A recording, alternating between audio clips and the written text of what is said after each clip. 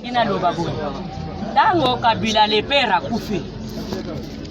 Kabila ya mwana ye kozwa pouvoir.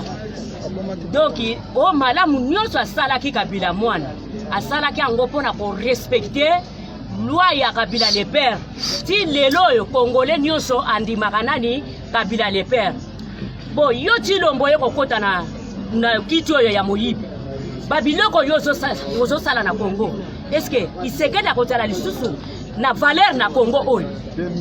Musala o kisekela sali panda soki combien des ans potango mobuta bandi pouvoir biso tozalaki ya kobota mate biso ba msusu. Musala wana kisekela sali na Congo. Est-ce que ekokende liboso te? Yo awo zo kunda bolamu ya tata na yo pona mabe na yo. Me yebaka ke mabe yo zo sala na Congo. Na oyo sali na oya tata na yo. Yeba ke na Congo nyonso bane sali nini esili ezali sutu na pouvoir te. Yo Congo bato a Congo bakomi lokola matiti na yo bake ko bwaka na fulu. Donc Congolais azali sutu na valeur te. Yo nani abotaki yo? Mama babotaki yo na ba mama. Yo lokolo sambusi biso lokola biso ba beti biso ba ngondo na mabumu o biso to memelaki yo. Yeba ke yo kozwa problème.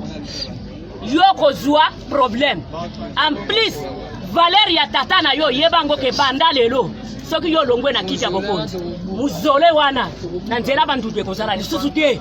Oko longolango ko memango soki na Belgique soko ko memango na Kasai mema yango po biloko yo zo sala ata kuti tata na yo sala biloko wana te. Yo suki si biso na ndenge nyonso ozo lesa biso malamu te. Ozo tambusa biso malamu te. Ko boma kaka yo makamu nyonso kaka yo. Est-ce que yo sa Congolais? Yo sa Congolais?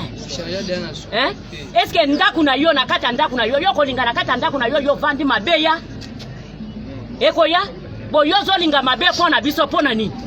Me biso to lobi na yo. To vota yo te. Eza Kabila mutu amemaki yo na kingakati. Akeko sala yo bisala sala. Biso to yebi yo te. To lobi na yo banda lelo. Tika pouvoir. Pouvoir eza ya biso.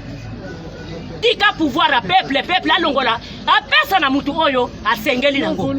Yo kende Kabila soki akotinda yo akeko pesa yo bokonja Kagame.